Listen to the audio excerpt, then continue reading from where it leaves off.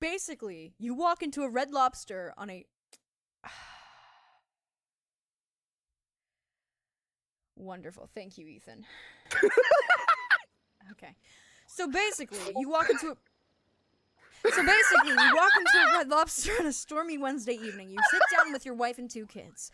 The waiter comes by to take your order as you hungrily ask for the endless shrimp.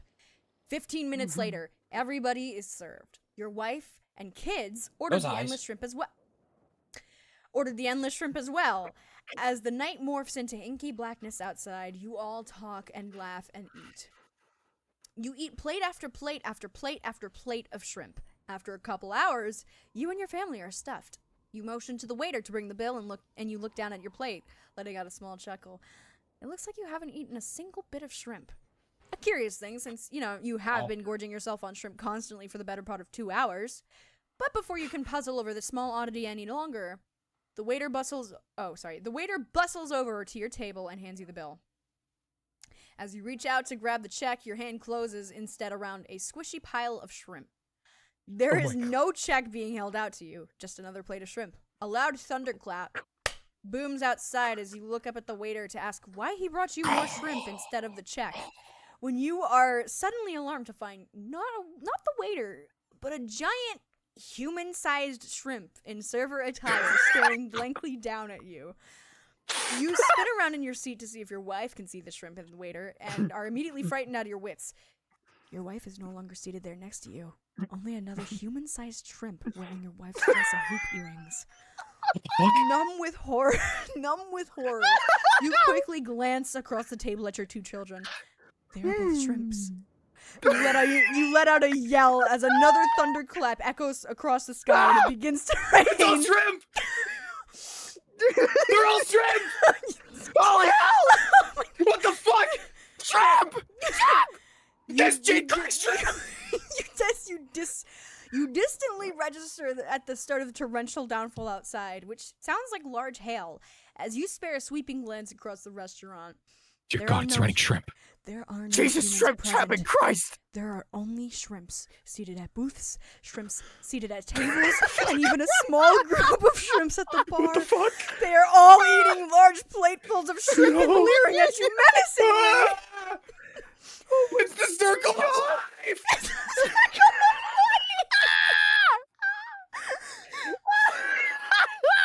Your heart rate begins to pound in your chest like a war drum.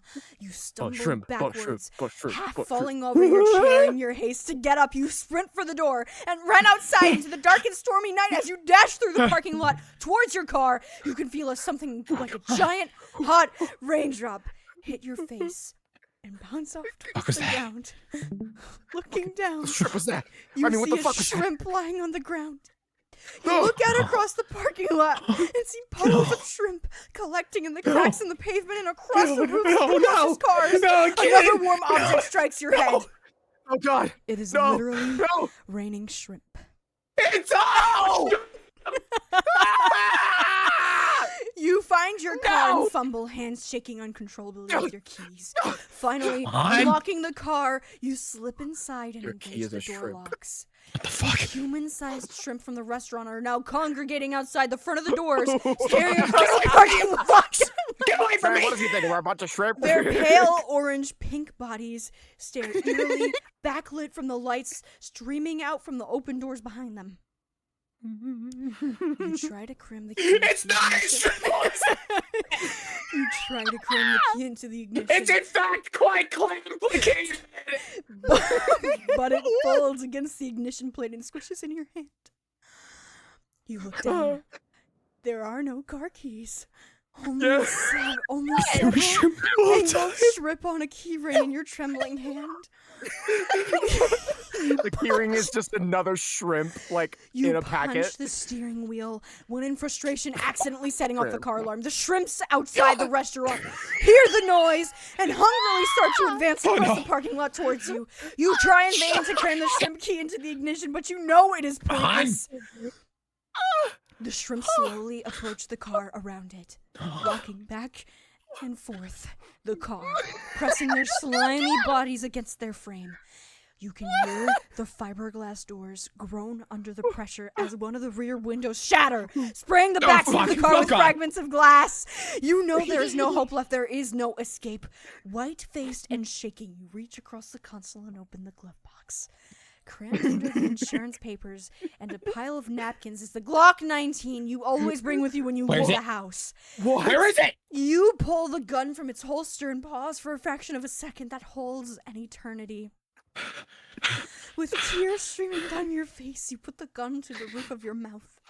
Trying not to imagine what it's like to die, only forcing yourself to think of your wife and kids, and you close your eyes. Then you pull the trigger. A singular shrimp comes zooming out of the barrel in your darkest hour. Death itself refuses to end you. For the death is not the end. There can only be shrimp. And they are endless. It's all shrimp. It's not as simple as that. It's very complicated.